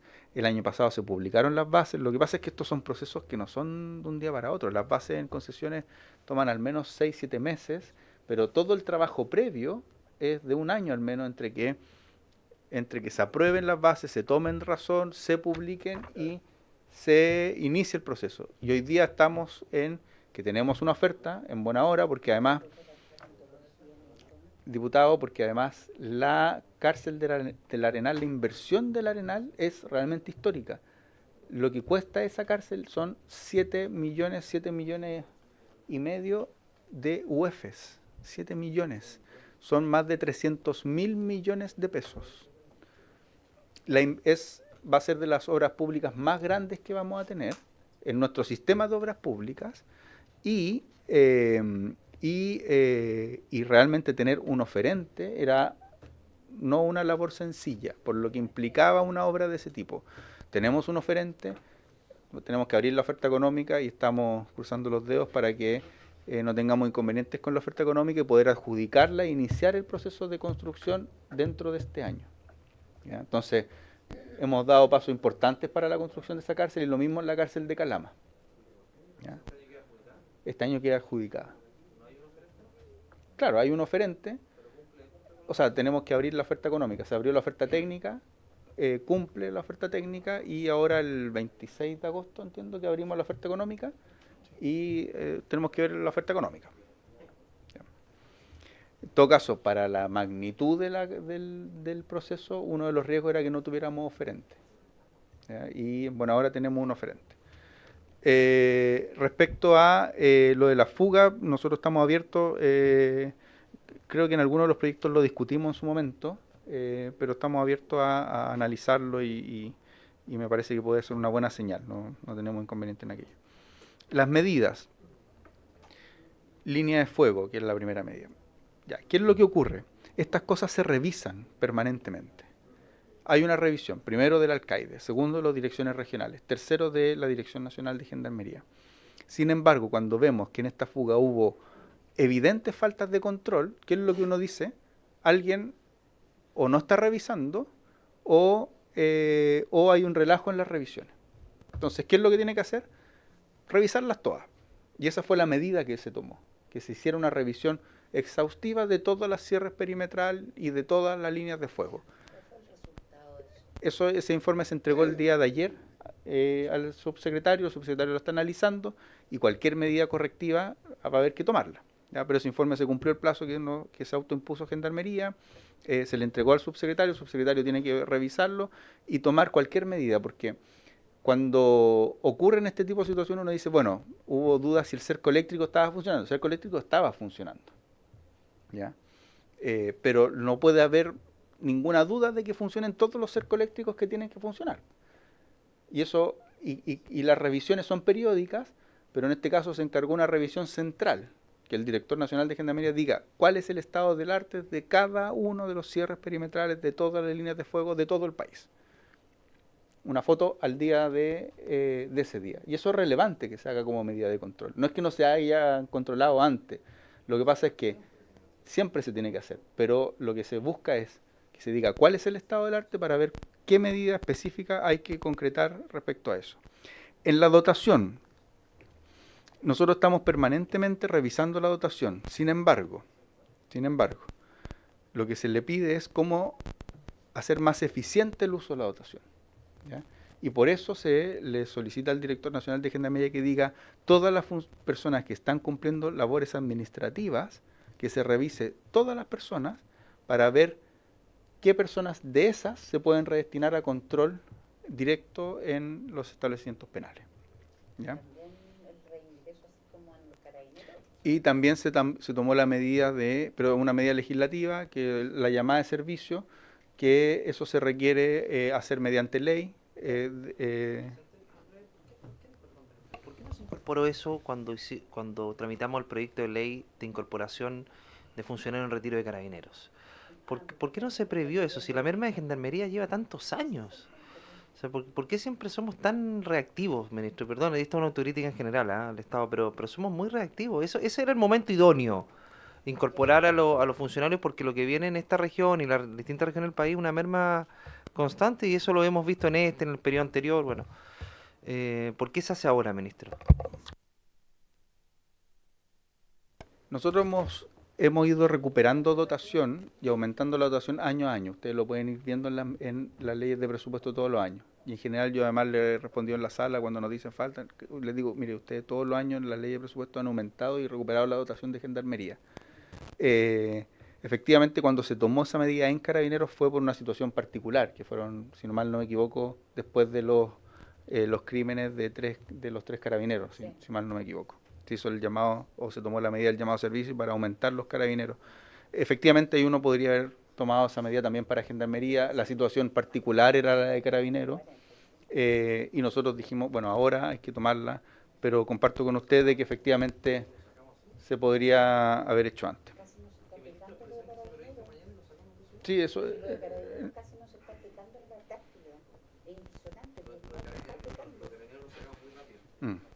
Respecto a lo de tecnología, nosotros hemos invertido bastante. En la presentación está el detalle.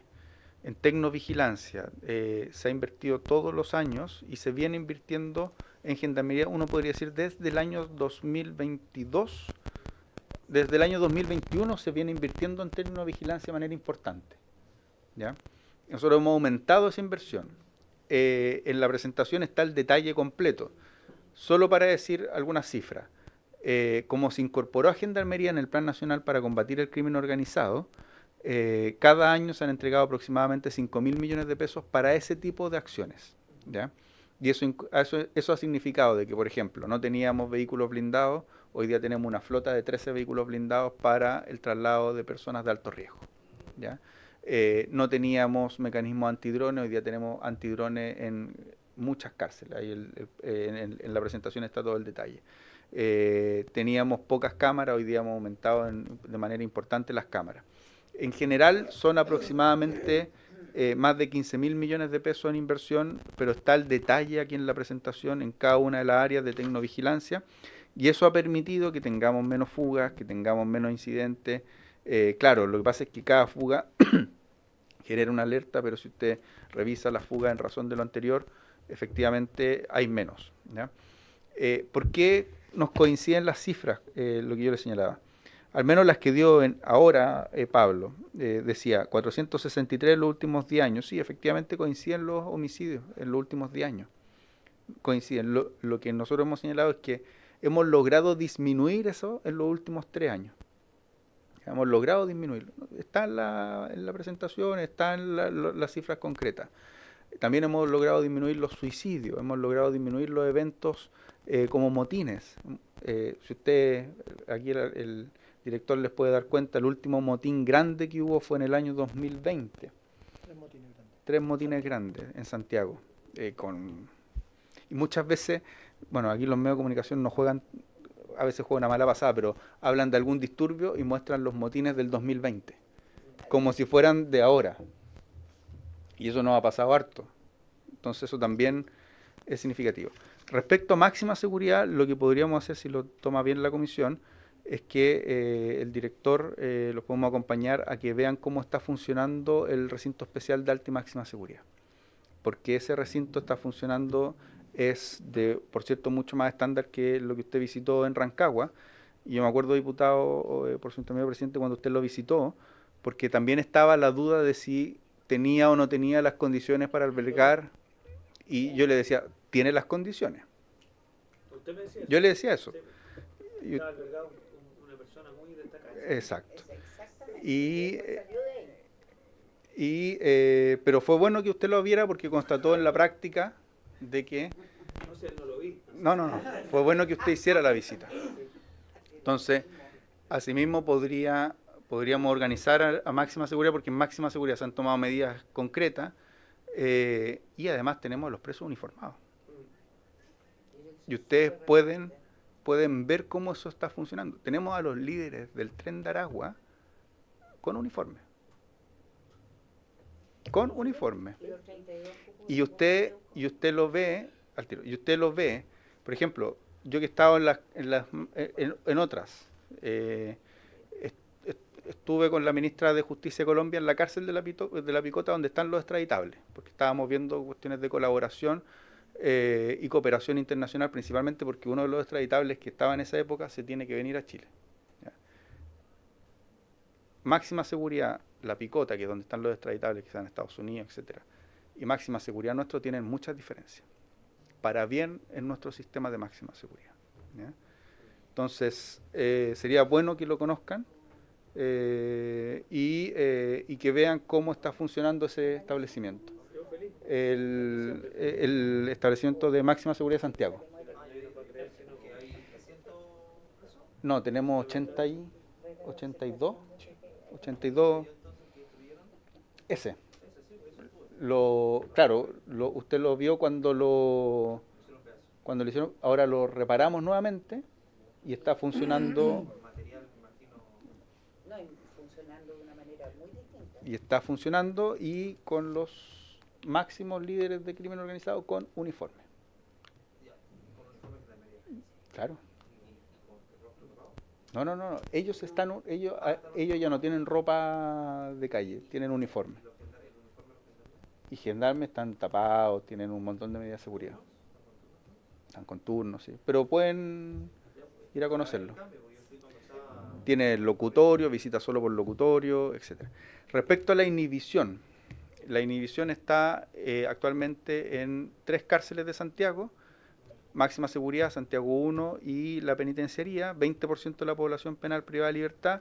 Tenemos una licitación ya adjudicada que está en toma de razón de Contraloría que incorpora 9 establecimientos más. Una vez que la Contraloría tome razón la vamos a poder implementar. Dentro de ella está Valparaíso, por ejemplo, dentro de las que se incorporan a inhibición y ese sistema es bien importante para varios aspectos, pero entre otros también para la inteligencia penitenciaria.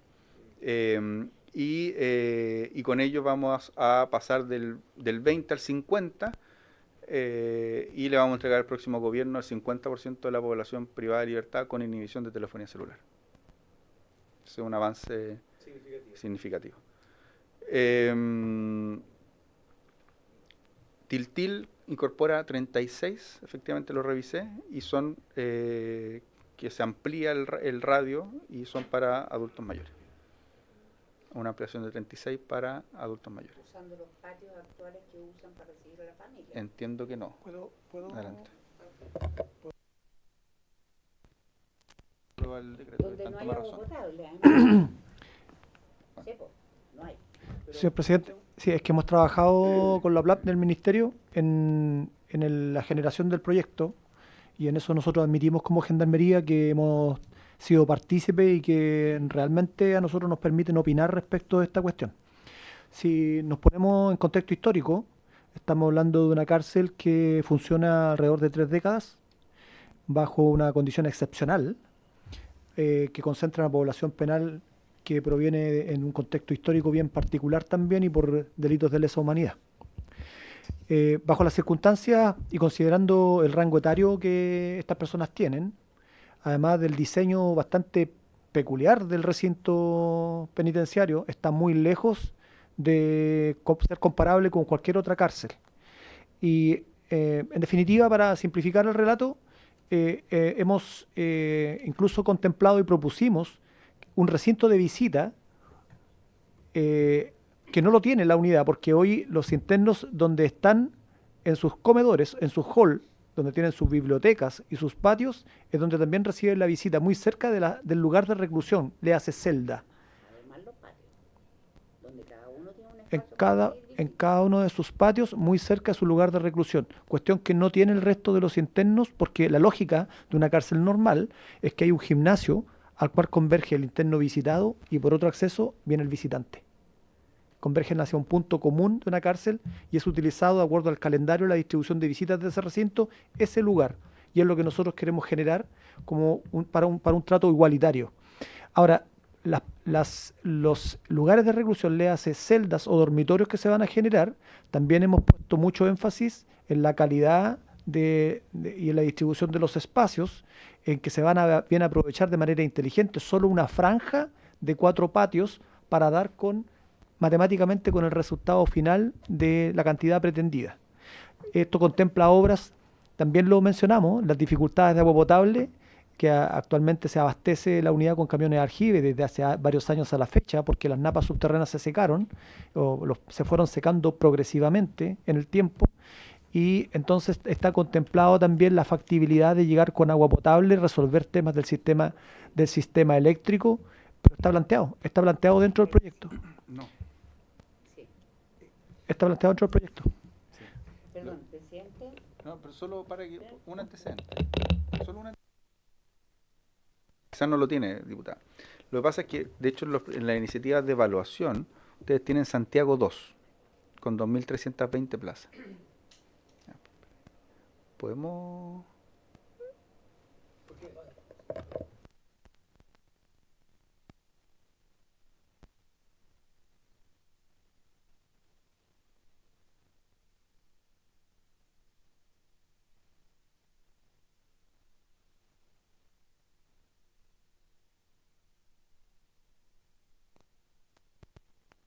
Mire, efectivamente es una cárcel distinta al resto. Es una cárcel distinta al resto, además, porque los internos que tiene esa cárcel se preocupan de mantenerla en una condición espectacular. Es una cárcel que está limpia, que está ordenada, donde tienen patios, donde incluso tienen plantas, tienen árboles frutales, etcétera, porque los internos que están ahí han sido capaces de hacer eso. Desde el momento en que entren otro tipo de internos, claramente eso se va a dificultar, primero.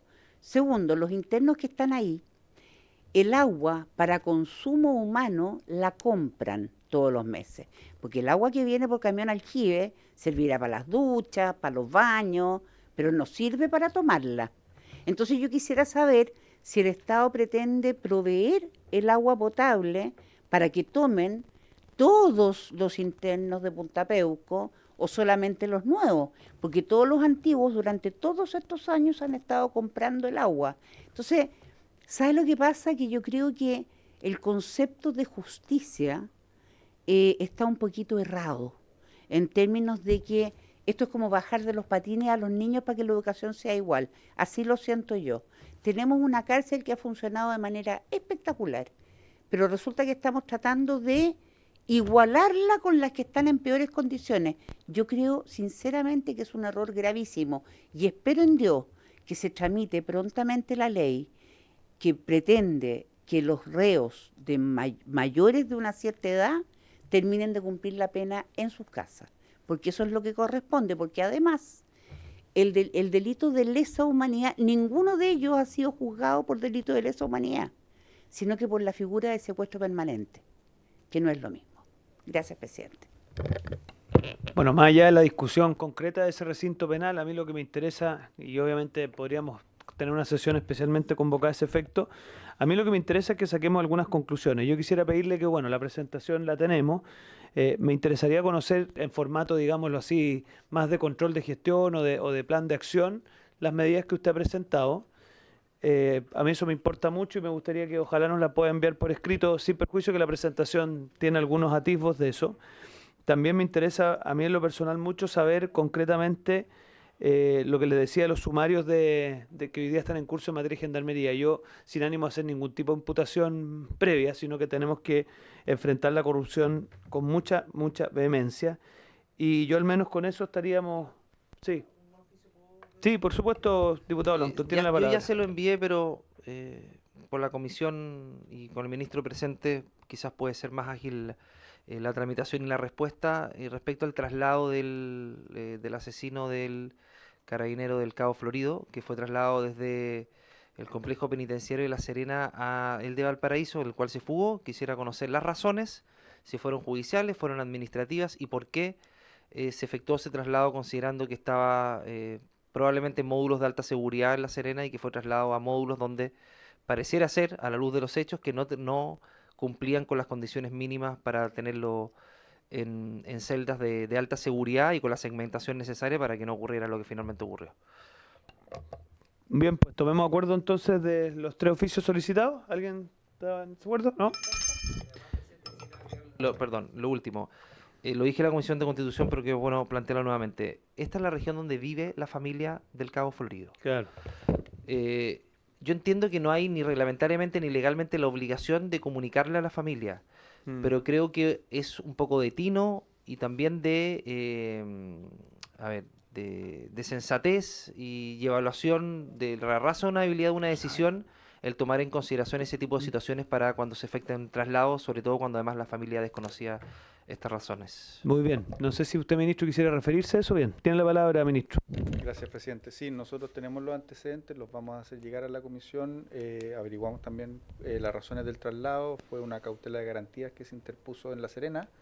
El tribunal ¿Por golpes? el tribunal ordenó el traslado, le pidió alternativas a Gendarmería, entiendo. Gendarmería señaló un conjunto de establecimientos penales a los cuales podía ser trasladado y el tribunal determinó que fuera Valparaíso. Pero esos antecedentes los podemos hacer llegar. Sí, diputado Longton, y yo quisiera también... Sí, quisiera agregar a eso, presidente, si es que el recinto de Valparaíso cumplía con las condiciones para albergar a un delincuente de tamaña peligrosidad, porque, corrígeme si me equivoco, él estaba en un módulo con dos asesinos más, con dos que se escapan con él. Entonces, si eso cumple con las condiciones mínimas de un delincuente de esa peligrosidad para albergarlo en este recinto, porque si el juez pidió un recinto idóneo, quisiera saber si es que este cumplía con esa idoneidad o no, porque a la luz de los hechos pareciera que no. Entonces, ¿por qué finalmente se toma la decisión de trasladarlo acá considerando la peligrosidad y al parecer la falta de segmentación en la cual está este delincuente? Sí, y yo agregar a esa pregunta, no sé, esto es un dilema que yo siempre he tenido, porque yo le escuchaba que, en el fondo, a propósito del proyecto de ley para crear un departamento de seguridad especial de Gendarmería, una de las razones que usted plantea es que de otra manera se judicializa el que hoy día no esté en el rango de la ley. Me imagino que el que lo judicializa es la Defensoría Penal Pública, ¿no? Ah, ya, bueno, pero yo de verdad siempre he tenido la duda de hasta dónde se extiende el deber de defensa de la Defensoría. O sea, claro, en el fondo, ¿qué? Nosotros como Estado estamos financiando a alguien que está permanentemente toreando amparos para dejar en libertad a personas de alta peligrosidad. Yo tengo serias dudas si eso es parte del inventario a nivel mundial, ¿eh? Porque mi sensación es que el Estado dice, bueno, está bien, los imputados tienen derecho a defensa, en un país donde las víctimas no tienen derecho a defensa, pero está bien hasta el momento de la condena. Pero así como que nosotros tengamos que financiar a alguien que está de manera sistemática toreando poner en libertad a través de amparos del artículo 80, si mal no recuerdo, y del 20, a mí me parece una cosa que al menos habría que problematizarla. Porque tengo la sensación de que si usted me dice que es necesario hacer una ley para crear un departamento de seguridad especial, porque si no, esto se ve judicializado, a mí me parece una cuestión que no la demos por sentada. Me parece... Yo un poco lo digo a propósito de lo que ha dicho el diputado Longton, porque quizás estoy equivocado, pero le aseguro que el que judicializó el tema en La Serena debe ser la Defensoría. Ah, ya, no, me equivoco, por suerte me equivoco. No lo sé. Ah, ¿no lo sabe? Bueno, yo no tengo prueba, no tengo duda. Que interpuso cautela de garantía por amenazas en su contra, amenazas en el recinto penal. Y efectivamente, donde llega es una decisión del tribunal. Ahora bien, lo que está investigando Gendarmería es si fue ubicado en el módulo correcto y por qué estaban 3 personas altamente peligrosas en el mismo lugar. Y por eso también el director ha tomado las medidas que tomó, porque eso son cuestiones de control interno del establecimiento penal. Bueno, quedamos con los acuerdos tomados, vamos a hacerles llegar el acta respectiva. Yo la verdad que no tengo más tema, entonces, habiéndose cumplido el objeto de la sesión, se levanta la misma. Muchas gracias.